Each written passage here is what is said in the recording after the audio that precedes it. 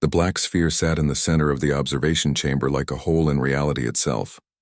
3 meters wide, perfectly smooth, and covered in symbols that seemed to move when nobody was looking directly at them. The Galactic Council had been studying it for 6 months, and they were no closer to understanding it than the day it was pulled from the frozen seas of Terminus 4. Dr. Kang Dae-ho pressed his hand against the viewing glass, his breath fogging the surface slightly. He had traveled 3 weeks through jump space to reach the Presidium Station, the massive orbital platform where the Council kept its most important discoveries. The station was home to representatives from 47 different species, all of them older and supposedly wiser than humanity. Humans had only joined the Council 30 years ago. In galactic terms, that made them infants. Most species had been exploring space for thousands of years before humans even invented the wheel.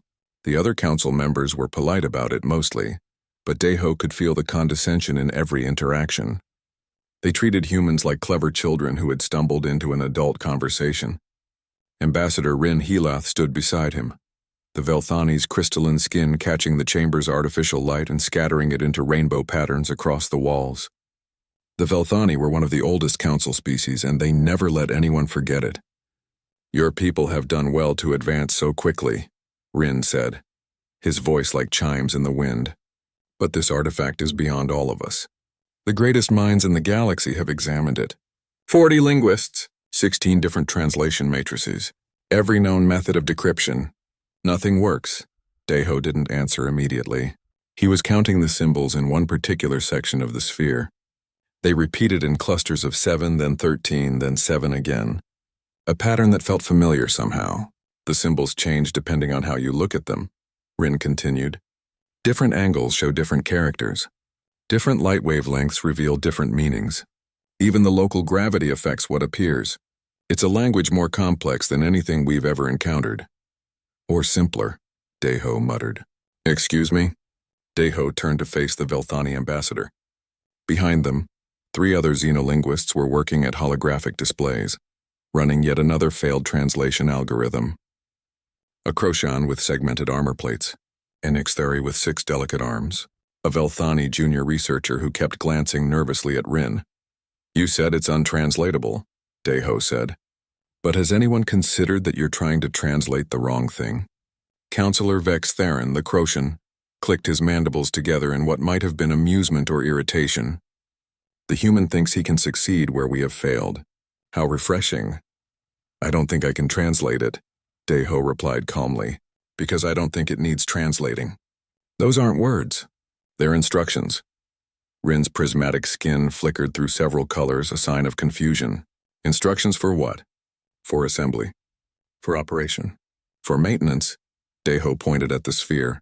"That's not a message from some ancient civilization. It's a user manual." The chamber fell silent except for the soft hum of the containment field around the artifact. The other researchers stopped their work and turned to stare at the human. "Impossible," Vex Theron said flatly. "This object is 4 million years old. The radiocarbon dating is conclusive.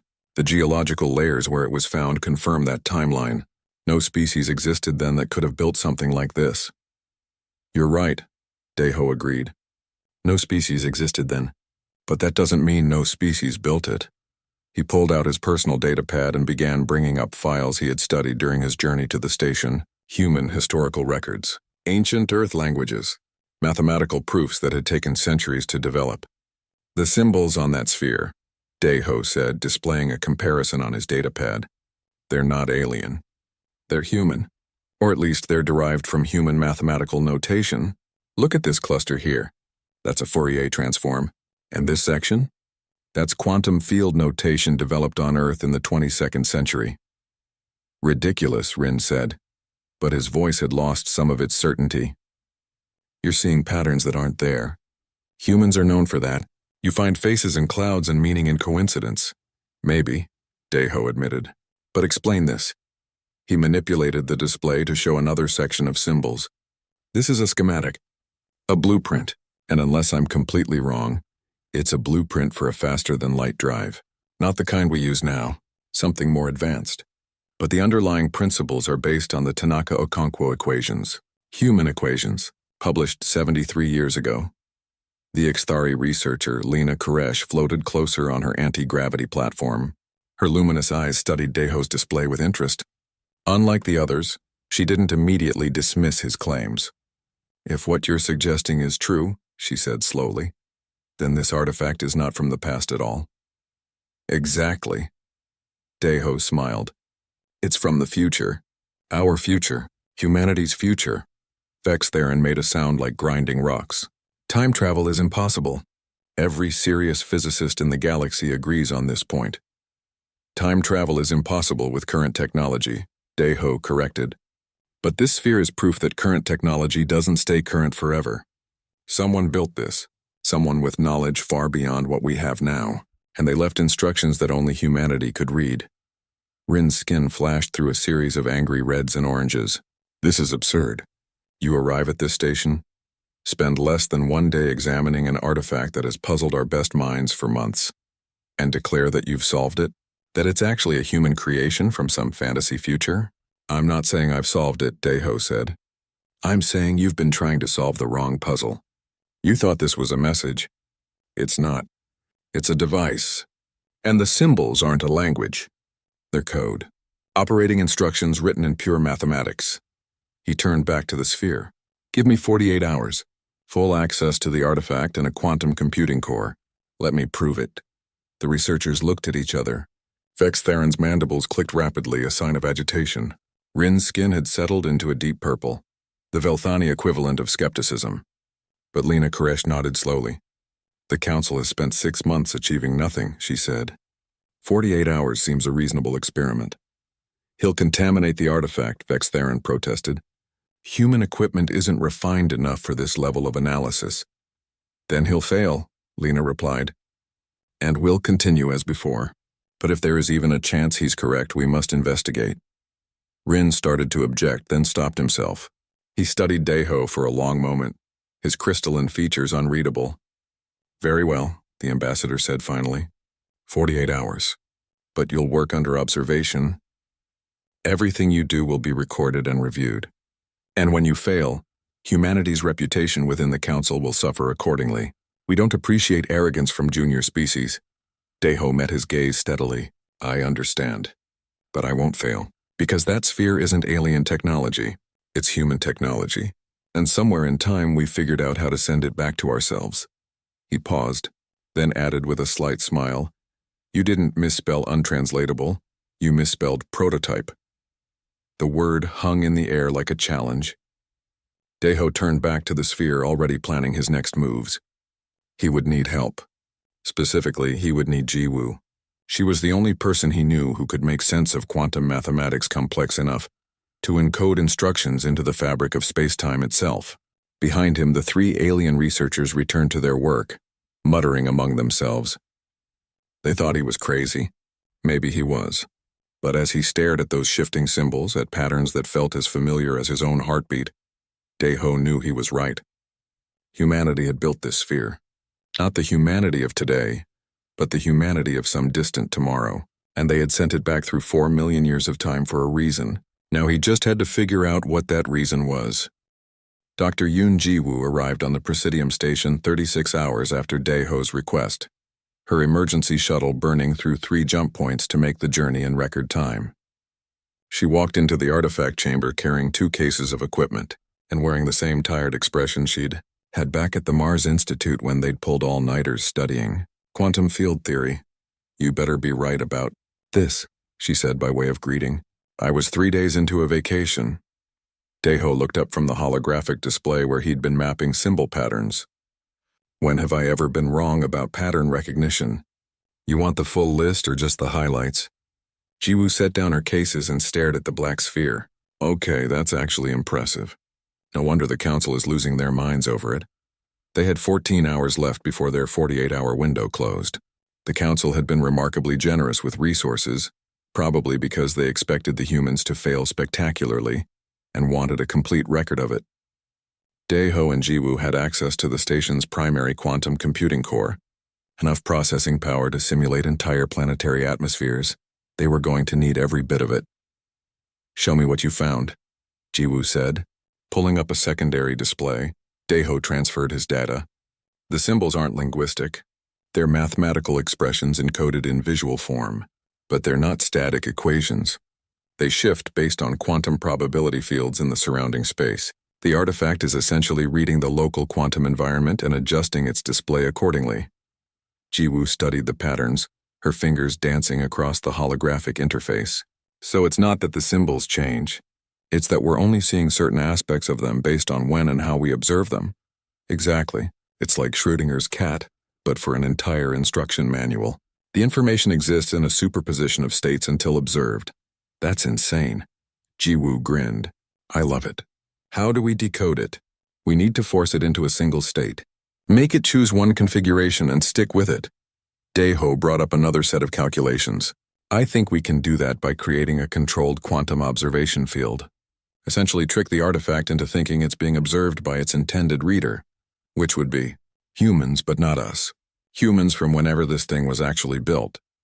Jiwoo was quiet for a moment, processing that. Outside the chamber, they could see Counselor Vex Theron and Ambassador Rin watching through the observation window. Several other council members had joined them. Word had spread that the humans were attempting something ambitious. You really think this is from our future? Jiwoo asked. I know it is. Look at this. Daeho pulled up a detailed scan of one symbol cluster. This is a proof of the Yang-Mills existence theorem. Humanity didn't solve that until 30 years ago. But this version is more elegant, more refined, like someone took our solution and perfected it over centuries of study. Jiwoo leaned closer, her eyes widening. That's not just refined. That's revolutionary. This proof suggests applications we haven't even considered yet. She looked at Daeho. How far in the future are we talking? The quantum dating I've done suggests the artifact was constructed approximately 4 million years from now. Give or take a few thousand centuries. And then sent back to the exact point in time when it would be discovered by the Council. By us. Jiwoo shook her head. That's not just time travel. That's precision time travel. They knew exactly when and where to place this. They worked through the night, station time. Jiwoo configured the quantum computing core to generate an observation field that mimicked what human consciousness might look like 4 million years in the future. It was guesswork based on evolutionary projections, but they had to start somewhere. Daeho fed the symbol patterns through translation matrices designed for mathematical expressions rather than linguistic ones. The quantum core processed the data, searching for consistent interpretations across all possible observation states. The first breakthrough came 6 hours before their deadline. The symbols stopped shifting, not all of them, but a significant cluster near the sphere's equator locked into a stable configuration, and when they did, the translation matrix finally had something concrete to work with. Oh my God, Jiwoo whispered. The holographic display filled with data, equations, schematics, technical specifications, and text. Actual readable text in English or something close enough to it that the translation matrix could parse it with 97% confidence. Project Recursion, Daeho read aloud. Temporal Stabilization Device. Prototype 7, construction date. He paused, checking the numbers twice. Construction date is 4,200,000 years from now. Jiwoo pulled up another section. It's a log. A ship's log almost, but not for a ship. For a time capsule. She read through the entries, her expression growing more serious with each line. They built this specifically to send back to this moment. To this location. They knew the council would find it. Knew we would need it. Need it for what? Jiwoo didn't answer immediately. She was reading ahead, her face pale. Finally, she looked up at Daeho. 300 years from now, something called the Cascade begins. A quantum destabilization effect that spreads through the galaxy at faster than light speeds. It doesn't destroy matter. It destroys the framework that holds matter together. Space-time itself starts to unravel. Daeho felt his stomach drop. How bad? Extinction level for every spacefaring species in the galaxy. The logs estimate that without intervention, the Cascade will render 98% of the galaxy uninhabitable within 500 years of onset. They stared at each other. Outside, the council representatives were gesturing animatedly, clearly frustrated that they couldn't hear what the humans were discovering. There's more, Jiwoo said quietly. She pulled up another section of the logs. The artifact isn't just a warning. It's an anchor point. Its primary function is to stabilize causality in this region of space. to make sure that the timeline remains coherent enough for the solution to be developed. What solution? It doesn't say. The logs are fragmented. But they mention that humanity developed something called a stabilization network, a series of installations spread across the galaxy that prevent the cascade from occurring. We develop it approximately 1800 years from now. Deho sat down heavily. So we're being warned about a threat 300 years away, with a solution that won't exist for another 1800 years. Right. And we only developed that solution because this artifact exists to keep the timeline stable. Jiwoo rubbed her temples. It's a causality loop. The artifact exists because we build it in the future. We build it in the future because the artifact exists in the past. Neither can exist without the other. That's impossible, and yet here we are. Jiwoo gestured at the sphere. The artifact is the proof. Closed time-like curves are real. Bootstrap paradoxes are real. And somehow humanity 4 million years from now figured out how to make them work. They spent the next 2 hours extracting as much data as they could. The logs were extensive but incomplete. Whole sections were corrupted or deliberately erased. What remained painted a picture of a desperate future humanity, facing an impossible threat and choosing an equally impossible solution. When their 48 hours were up, Deho and Jiwoo had enough information to shock the council into action, or convince them the humans were completely insane. Possibly both. Counselor Vex Theron entered the chamber with Ambassador Rin and High Arbiter Lena Koresh, the senior Ixthari who presided over council emergency sessions. Well, Vex Theron demanded, have you proven your theory, or shall we return to serious scholarship? Deho transferred his data to the main display. The room filled with holographic projections, equations, schematics, translated text, and at the center, a projection showing the estimated spread of the cascade across the galaxy, a wave of quantum destruction that would erase everything in its path. The artifact isn't untranslatable, Deho said. It's a prototype of a device that won't be built for another 4 million years. It was sent back through time by future humans to warn us about a threat that will emerge in 300 years, and provide the foundation for developing a solution. Silence filled the chamber. The 3 council representatives stared at the data, their expressions unreadable. Finally, High Arbiter Lena spoke. You understand what you're claiming? That time travel is possible? That humanity somehow becomes advanced enough to manipulate causality itself? Not just humanity, Jiwoo interjected. She pulled up another section of data. The solution requires cooperation. The stabilization network that prevents the cascade uses technology from multiple species: Felthani energy matrices, Kroshan quantum processing, Ixthari biomolecular computing, human temporal mechanics. It's a council achievement, not a human one. Ambassador Rin's crystalline skin flickered through several colors. This is extraordinary. If true, it would be the most significant discovery in galactic history. If true, Vex Theron repeated. We have only your interpretation of what could be random patterns or elaborate fabrication. There's one way to verify it, Deho said. He pulled up the section of the logs that detailed the cascade's early warning signs. According to these records, there should already be detectable quantum anomalies in several star systems on the galactic rim, small-scale precursors to the full cascade. If those anomalies exist and match the predicted signatures, then the artifact's warnings are accurate. High Arbiter Lena studied the data carefully. Very well. We will investigate these claims. If the anomalies exist, the council will reconvene to discuss appropriate action. She turned to leave, then paused. Dr. Kang, Dr. Yoon, whether your interpretation is correct or not, you have accomplished something remarkable.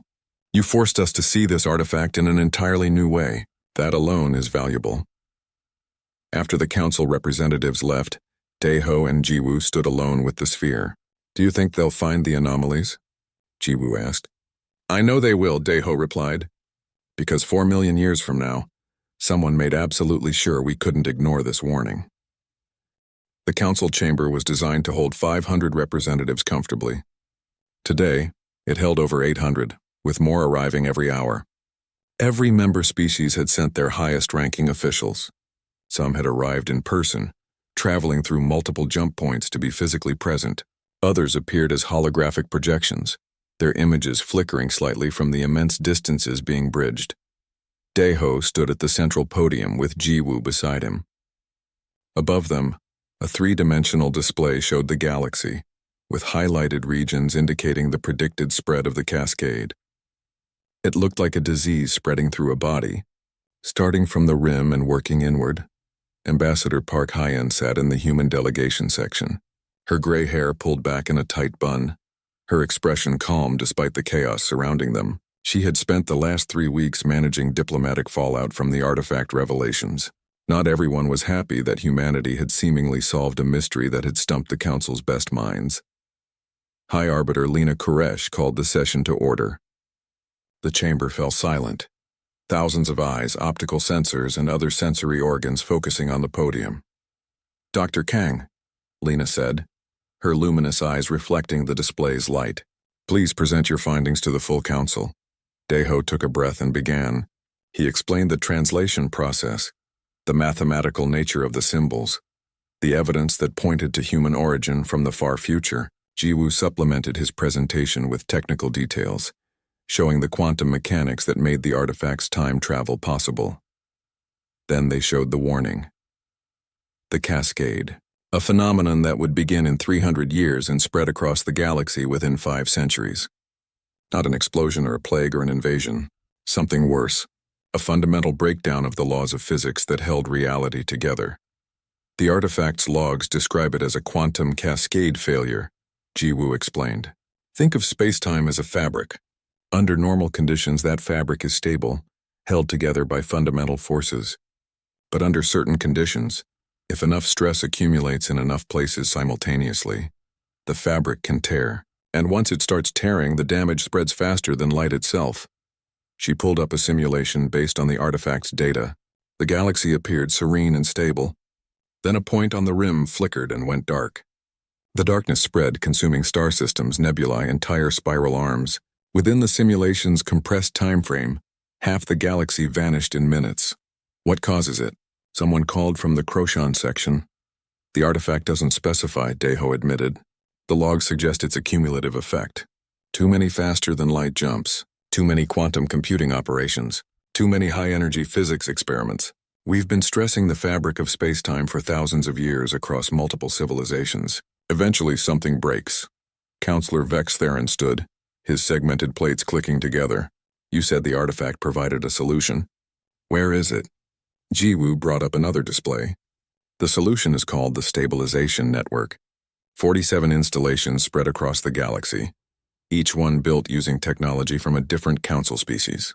They work together to reinforce space-time, preventing the cascade from starting. 47 installations, someone noted, the exact number of council species. Not a coincidence, Daeho confirmed. According to the logs, the network only works if every species contributes. It's designed that way deliberately. The future humans who built this artifact wanted to ensure we'd have to cooperate. Ambassador Rin Heloth stood, his crystalline form refracting the chamber's light.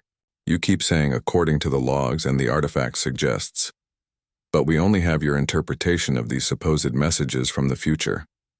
How do we know this isn't an elaborate deception or a simple misunderstanding?" It was the question everyone had been thinking. Daeho had prepared for it. 3 weeks ago, before we translated the artifact, I provided the Council with a list of star systems where quantum anomalies should be detectable if the cascade warnings were accurate. High Arbiter Lena authorized survey missions to those systems. Lena nodded and stood. The survey teams have returned. All 17 targeted systems show quantum instability, matching the signatures predicted by the artifact. These anomalies are real, they are accelerating, and they match the cascade's theoretical precursor patterns exactly. The chamber erupted in noise. Representatives shouting questions, demanding more information, arguing with each other. It took Lena several minutes to restore order. "The Council acknowledges," she said formally, "that the threat described by the artifact appears to be real. The question now is whether we accept the proposed solution." Councillor Drev Naltis, of Elthani, who had been notably silent until now, rose from his seat. He was older than Rin, his crystalline skin showing the clouded patterns of age. His faction within the council was known for conservative policies and suspicion of rapid change. "I speak for many when I express concern," Drev said, his voice carrying clearly through the chamber. "Humanity has been part of this council for 30 years. 30 years. And now they present us with an artifact supposedly from their future. warning of a threat only they can interpret, with a solution that requires us to commit enormous resources based entirely on their claims. He gestured at Daeho and Jiwoo. They are brilliant, I'm sure. But they are also human, and humans have a history of overestimating their importance and understanding. What if this interpretation is wrong? What if we commit to this network project and discover too late that the real threat is something entirely different? Ambassador Park Hyen requested permission to speak. Lena granted it. Counselor Drev raises valid concerns, Hyun said calmly. Let me address them directly. First, the artifact is not solely human. Yes, the mathematical notation is based on human frameworks, but the technology it describes requires input from every council species. This is not humanity claiming superiority. This is humanity reading an instruction manual that requires all of us. She pulled up another section of data. Second, the quantum anomalies are independently verified.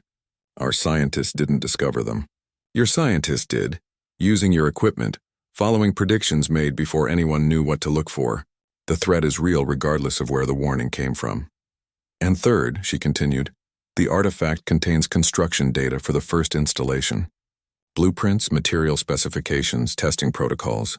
We can build a prototype, verify that it works as described, and then decide whether to commit to the full network. We're not asking for blind faith. We're asking for scientific investigation. Drev was silent for a moment. And if the prototype works, what then? We commit the next 200 years to building 46 more installations based on the word of time travelers we cannot verify exist. Yes, Hyun said simply. Because the alternative is extinction. The debate continued for hours. Some council members supported immediate action. Others wanted more study, more verification, more proof. A few suggested that the artifact might be a weapon disguised as a warning, though they couldn't explain what purpose such a weapon would serve. Daeho listened to it all, feeling helpless. He had provided the translation, shown the evidence, proved the threat was real, but he couldn't make the council believe. Couldn't force them to act. Jiwoo touched his arm. You did everything you could. It's not enough. It never is. That's politics. The session finally adjourned with no consensus. High Arbiter Lena announced that the council would reconvene in 1 week after member species had time to consult with their governments and scientific advisors. That night, Daeho couldn't sleep. He kept thinking about the future humans who had built the artifact. They had known this would happen. Known that the council would debate and doubt and delay. They had sent the artifact back anyway, with precise coordinates and timing because they believed it would work eventually. Had they been right? Or was this timeline one where the warning failed? Where the council moved too slowly, where the cascade came and erased everything? Jiwoo found him in the observation deck, staring out at the stars. Can't sleep either? She asked. I keep wondering if we're making a mistake. If there was something else I should have said, some way to make them understand faster. You can't control how people react to the truth, Jiwoo said. You can only present it as clearly as possible, which you did. They stood together in silence, watching ships move between the station and various council vessels. Thousands of species, hundreds of worlds, all connected through the fragile framework of cooperation that was the Galactic Council. Do you think they'll approve the network? Daeho asked. Eventually. The question is whether they'll approve it fast enough.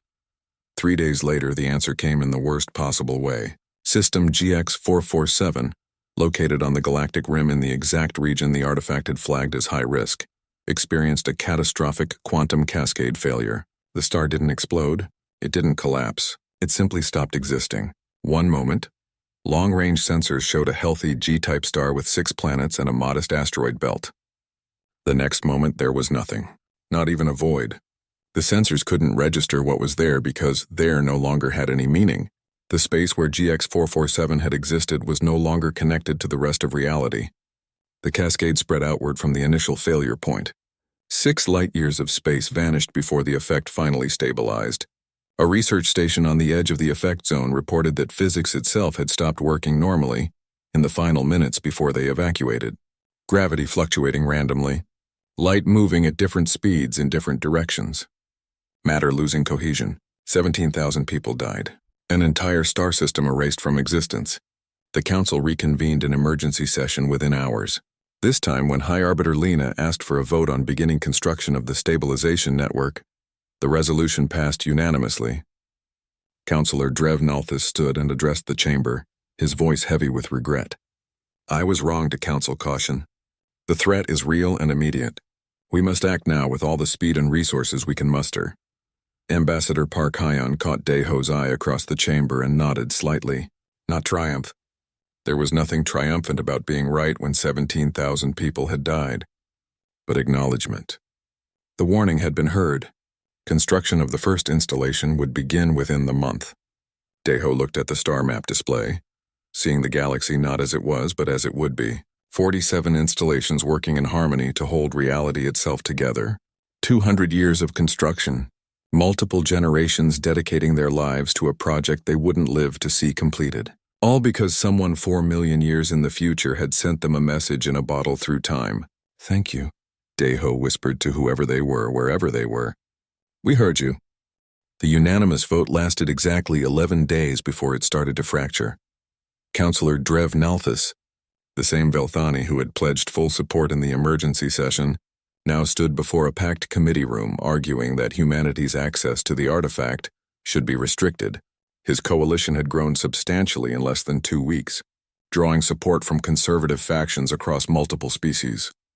Nobody questions the reality of the threat, Drev said, his crystalline skin reflecting the harsh committee lighting. GX447 proved that the cascade is real, but we must ask ourselves, who benefits from the current arrangement? One species, the youngest and least experienced in the council, has positioned itself as the sole interpreter of our salvation. Daeho sat in the observation gallery with Jiwoo and Ambassador Park Hyon, watching the political theater unfold. He had been barred from the artifact chamber 3 days ago, his access privileges suspended pending security review. The official reason was concerns about contamination of the historical record. The real reason was sitting down there in the committee, building a coalition based on fear and jealousy. This is insane, Jiwoo muttered. We gave them everything. Full translation protocols, open data, independently verifiable predictions. What more do they want? Control, Jan said quietly. They don't want humanity to have done something they couldn't. It makes them uncomfortable. The committee continued. A Croshan representative stood and presented alternative analyses of the artifact, suggesting it might be a Croshan historical device that humans had simply interpreted through their own cultural lens. The evidence was flimsy, but it didn't need to be strong. It just needed to create doubt. An Ixthari scientist proposed that the artifact was actually a warning beacon from a destroyed civilization, and the symbols were a universal distress signal that humans had misread as instructions. Again, the theory didn't hold up under scrutiny, but that wasn't the point. The point was to suggest that maybe, possibly, humanity wasn't special after all. Drev called for a vote to establish a new committee with oversight authority over all artifact research. The motion passed 19-7. Humanity's vote didn't count since the committee was investigating human claims. We're losing them, Daeho said. Hyon shook her head. They're losing themselves. Fear makes people irrational. They're more afraid of being wrong about humanity than they are of the cascade. Lieutenant Commander Han Suji entered the gallery and sat beside them. She was human military liaison to the council. Young for her rank, but sharp as a blade, she had been monitoring communications between various council factions, tracking the political currents. It's worse than you think, Suji said quietly. 7 species have started mobilizing their defensive fleets, officially for training exercises. Unofficially, they're preparing for potential conflict. With whom? Jiwoo asked. Each other. Some think the artifact is human propaganda, and we're trying to establish dominance.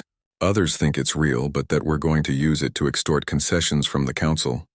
A few paranoid factions think we're planning to sabotage the network installations to make ourselves indispensable. Suji pulled up a tactical display on her datapad. 3 different species have moved warships within striking distance of human colonies. They claim it's coincidence. Daeho felt sick. We're about to have a civil war over whether or not to prevent our own extinction. Wouldn't be the first time, Hyon said dryly.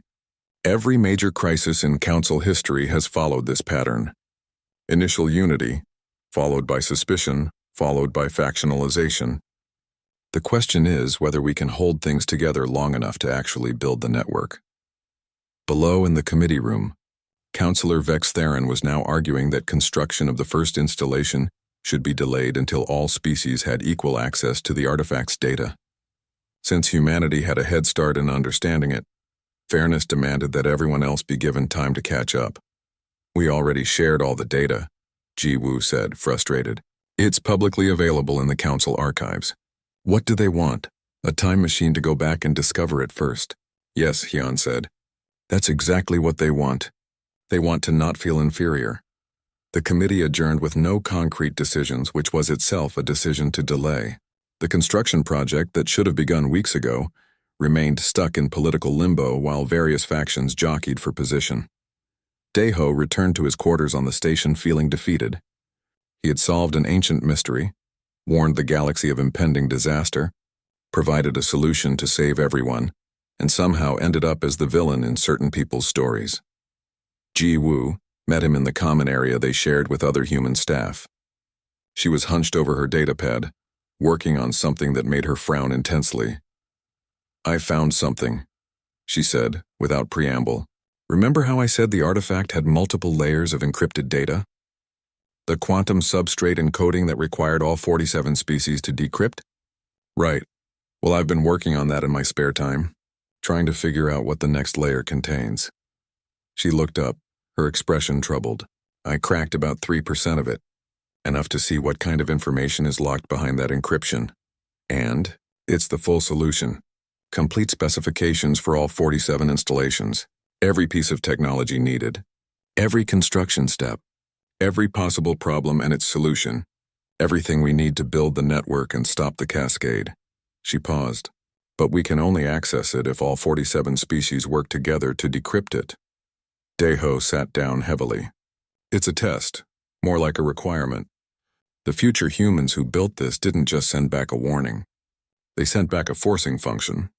Either we cooperate or we die. There's no middle option.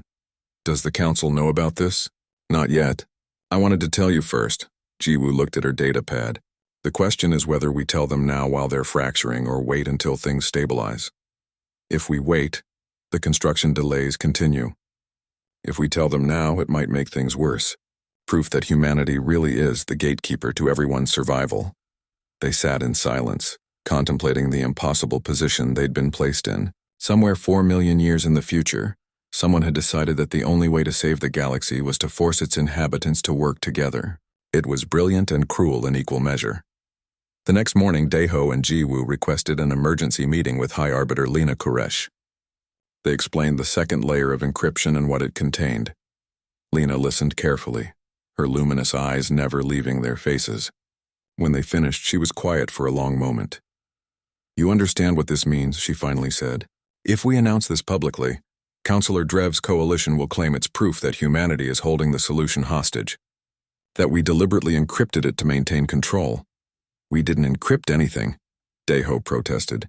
The future humans did. We're just the first ones who figured out it was there. The distinction won't matter to people looking for reasons to distrust you. Lena stood and walked to her window, looking out at the council chamber visible in the distance. But you're right that we need this information. Without the full specifications, we're building blind. We might succeed or we might waste 200 years constructing installations that don't work properly. So what do? Ji Woo asked. We call their bluff, Lena said. We announce the second encryption layer exists and challenge every species to contribute their most advanced decryption technology. We make it a competition. Which species will be the one that refuses to help unlock humanity's salvation? It was politically brilliant. Dae-ho could see that immediately. Instead of humanity looking like gatekeepers, they'd be the ones who discovered the locked door and invited everyone to help open it. The announcement was made that afternoon. The second encryption layer. The full solution locked behind a requirement for total cooperation. The challenge to every council species to contribute. Councillor Drev's coalition tried to spin it as manipulation, but the narrative didn't stick. The artifact itself was doing the manipulating, not humanity, and refusing to help decrypt it meant accepting responsibility for the cascade when it came. Over the following weeks, species began contributing their decryption technology. Slowly at first, grudgingly, but momentum built. The Velthani provided their quantum harmonics algorithms. The Croshan offered their probability matrix processors. The Ixtari contributed biological computing templates that could model organic pattern recognition. The decryption project became a rallying point. Instead of arguing about human involvement, the Council focused on the technical challenge of combining 47 different technological approaches into a single coherent decryption framework. But not everyone was convinced. Councillor Drev's hardline supporters continued to argue that the entire artifact was suspect. Some called for it to be destroyed, claiming it was too dangerous to keep. Others wanted it sealed away, preserved but never used. And then came the second collapse. System GX-731.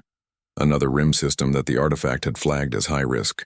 Same pattern as before. Star and planet simply ceasing to exist, taking 8 light-years of surrounding space with them before stabilizing.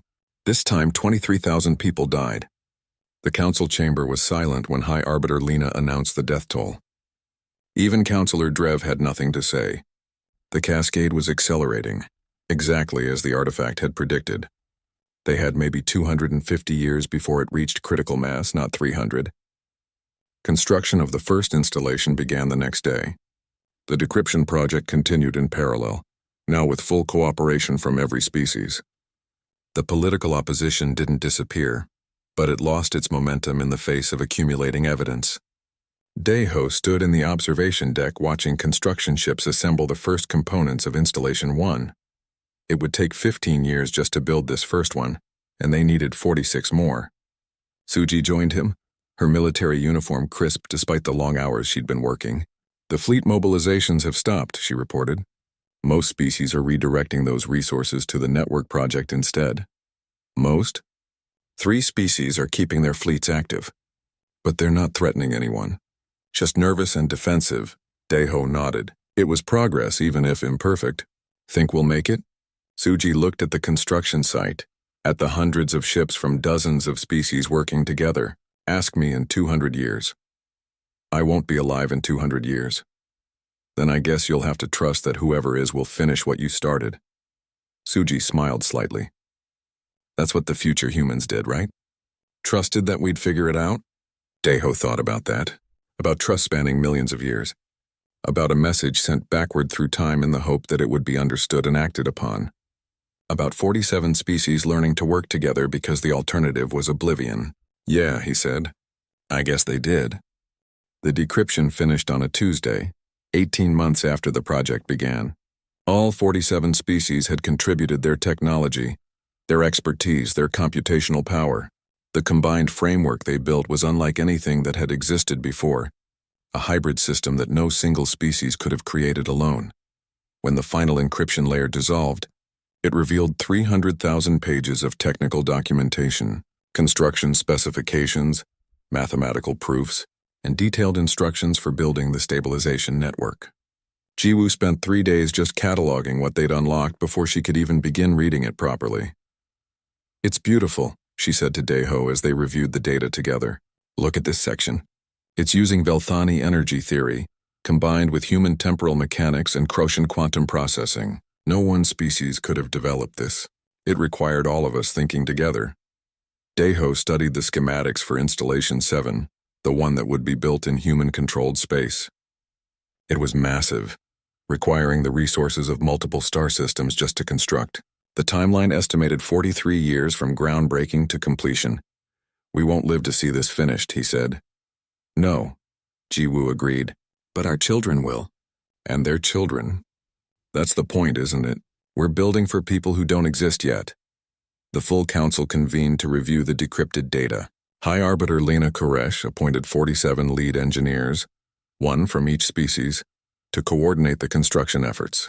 Each installation would be built in different sectors of the galaxy, requiring unprecedented levels of cooperation and resource sharing.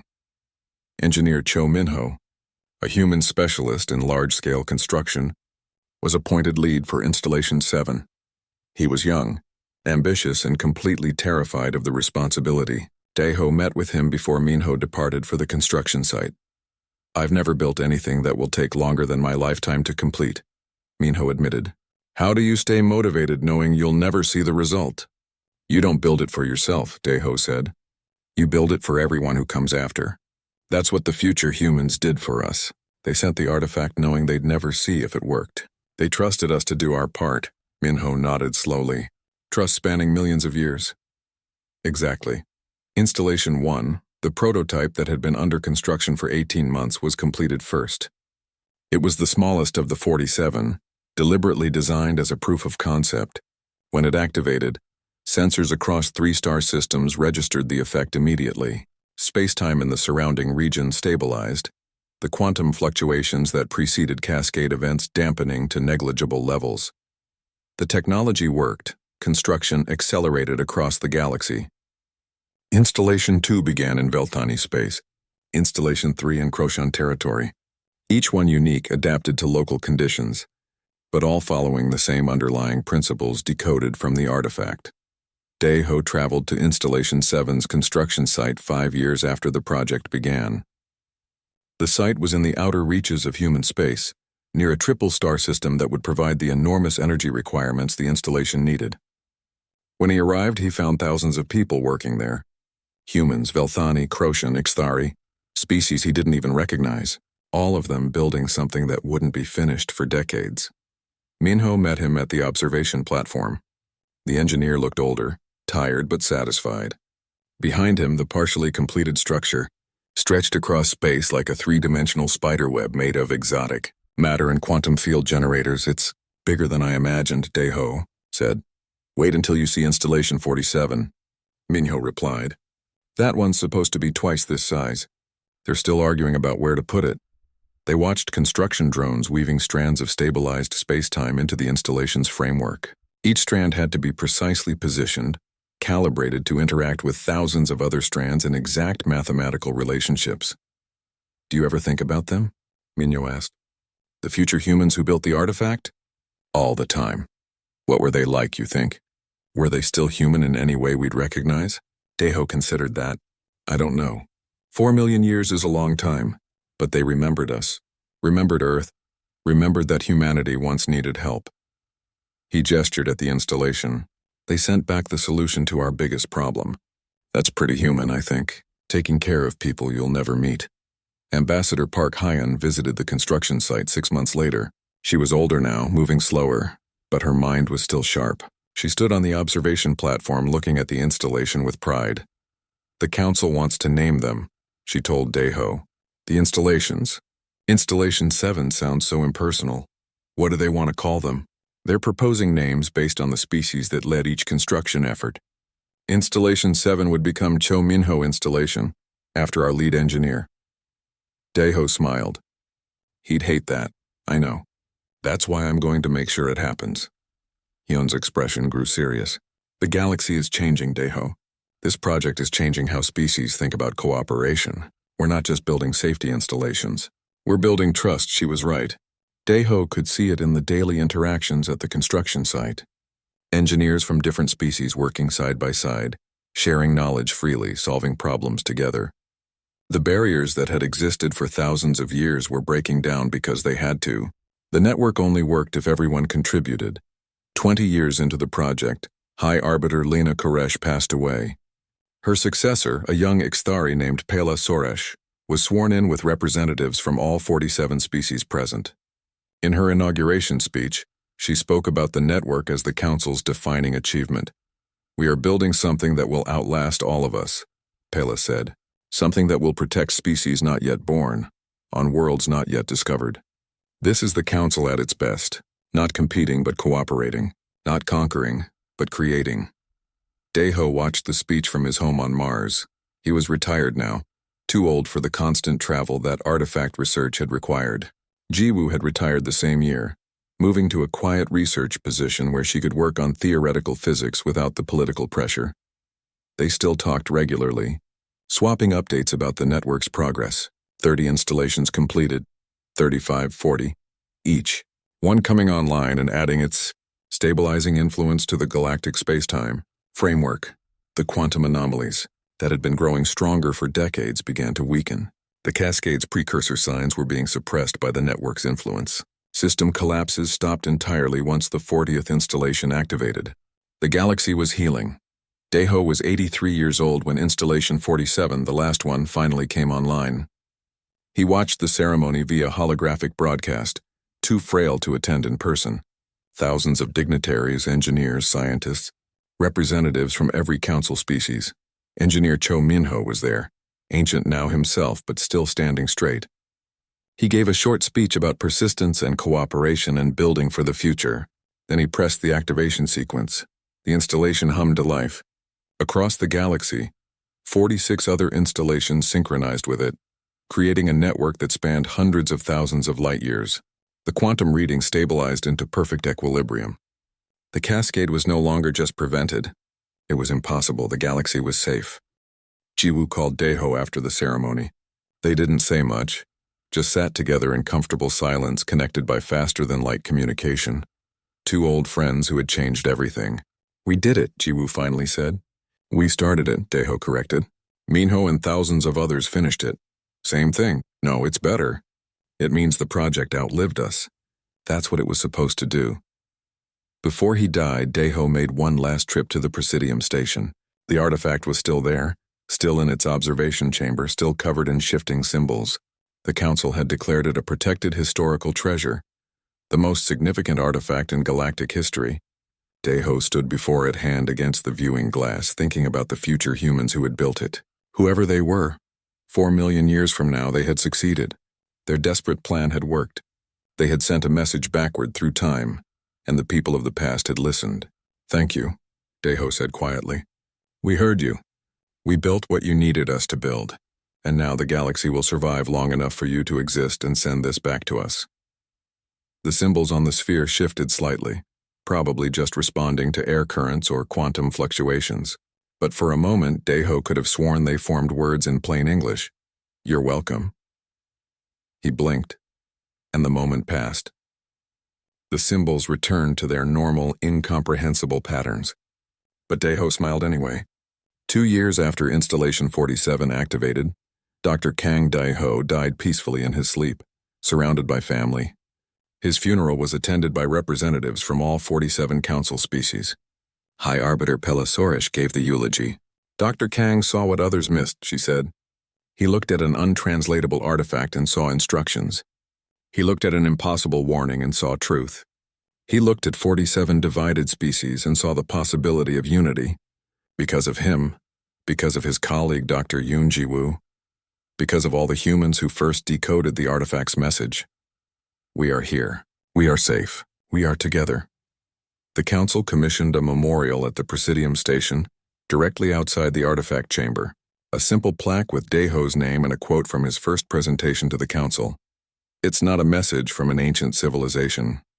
It's an instruction manual from our future, and it's telling us that we can succeed if we work together.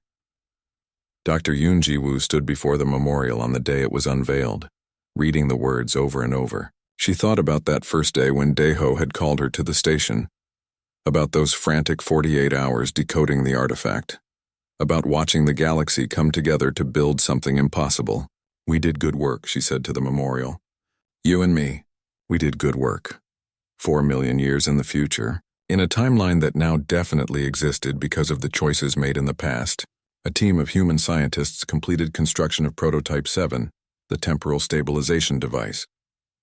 They encoded it with instructions, coordinates, a warning about the cascade, and hoped that their ancestors would understand. Then they sent it backward through time to a frozen planet called Terminus 4, where it would wait 4 million years to be discovered by a galactic council that included humanity. They sent it knowing they would never see if it worked, trusting that the people of the past would make the right choice. They sent it because that's what humans did. They took care of people they would never meet. And across millions of years, separated by an impossible distance of time, 2 versions of humanity reached out to each other, one sending a warning, one heeding it, neither able to exist without the other. A perfect loop of trust spanning the ages. The galaxy was safe and the future was secure, all because someone had looked at an artifact declared untranslatable and said, "You misspelled prototype."